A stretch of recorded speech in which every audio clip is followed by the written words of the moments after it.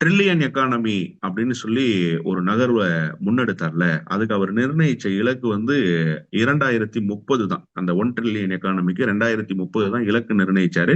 அதை நோக்கித்தான் தொடர்ச்சியான அவருடைய பயணங்கள் அமைஞ்சது. ஆனா இன்றைக்கு இந்த எக்கானமிக் சர்வேவை பார்த்துக்கிட்டீங்கன்னா நீங்க என்ன புரிஞ்சுக்கணும்னா 2030 வரைக்கும் இந்த 1 ட்ரில்லியன் எக்கானமிக்கு டைம் எடுக்காது.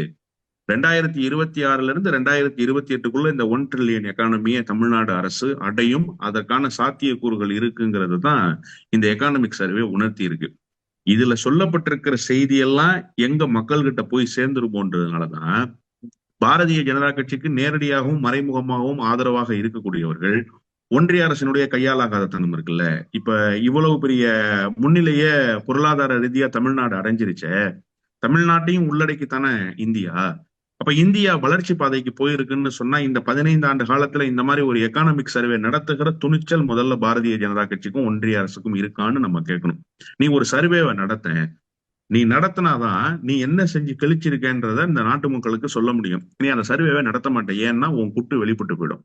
அதனால நீ அப்படிப்பட்ட சர்வேவை நடத்த மாட்டேன். இங்க சாதனைகளையே நிகழ்த்தி இருக்கிற காரணத்தால் அந்த சர்வேவை நடத்தி இது என்ன ப்ராக்ரஸ் கிடைச்சிருக்கு. ஒரு மாணவன் படிக்கிறான் சார், படிச்சுட்டு போய் பரீட்சை எழுதலாம். பரீட்சை எழுதினாதானே அவன் வந்து என்ன மார்க் வாங்குறாங்கிறத நீங்க பார்க்க முடியும். அதுதான் தமிழ்நாடு அரசு செஞ்சிருக்கு. ஒன்றிய அரசு ஏன் இதை செய்யாதுன்னா படிக்கவே இல்லையே, அதுதான் மக்கு பிள்ளையாச்சே. பரீட்சை வச்சா ஃபெயில் ஆயிரும்ல, அது அந்த பிள்ளைக்கு தெரியும்ல, அதனாலதான் தேர்வே இல்லாம உட்கார்ந்துருக்கு அந்த பிள்ளை. இப்படிதான் நீங்க இதை ரொம்ப இலகுவாக புரிஞ்சு கொள்ள வேண்டியிருக்கு. இப்ப இந்த எக்கானமிக் சர்வே ஒரு பெரிய தாக்கத்தை ஏற்படுத்தும்ல. நேற்று முழுக்க தேசிய ஊடகங்கள்ல, நேஷனல் மீடியால இது பேசு பொருள் ஆயிருக்கணுமா இல்லையா?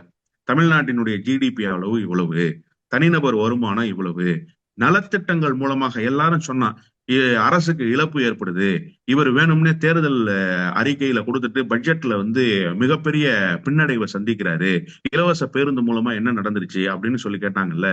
இந்த தனிநபர் வருமானம் பெருகுனது இருக்குல்ல,